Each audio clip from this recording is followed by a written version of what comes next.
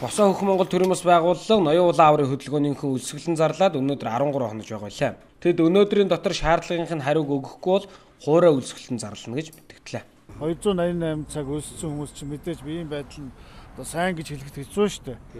Ер нь бол гайг байгаа. Гэхдээ бол мэдээж сайн гэж хэлэхэд хэцүү. Тий. Тэмцлийн өөр хэлбэр шийдэж. За өнөөдөр ажлын өдөр эхэлж байгаа.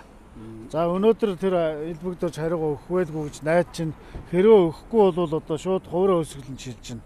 Хуурай өсгөлн гэдэг нь одоо огт уусахгүй ийм байх юм. Бичиг өгөөд хэд хончиж байгаа үлээ? Яг бичиг өгснөөс. За 1 сарын 26-нд бид нар жагсаал хийгээд бичиг өгсөн. За 14 хоног нь өнгөрөөд тийм ээ. Хуулийн хугацаанд өгөөгүй. Тэгээд дараа нь бид нар суулт болгоод суултаасаа үлсгэл рүү шилжээд ингээд шатараалж явж байгаа. Ямар шаардлага тавьсан бэ? За бидний шаардлага бол мэдээж урт нэртэй хуульд тийм ээ. Ус тийм хамгаалсан хуульд өөрчлөлт оруулахгүй гэсэн. Нэгдүгээр, хоёрдугаар ноён уулаа тэр гадныханд өгөхгүй явуулахгүй гэсэн. Энэ хоёрхан шаардлага байгаль орчныхаа төлөөх хоёрхан шаардлагыг хөргүүлсэн байгаа. Түүнээс бид нар ямар нэгэн улс төржиж тийм ээ. Улсын их хурл тарж гэдэг юм уу? Тийм бол огт ирээгүй.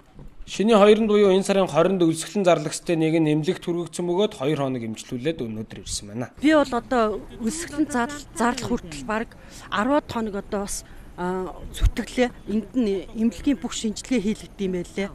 Тэгээд бас эмчийн хяналтанд орд юм байлээ.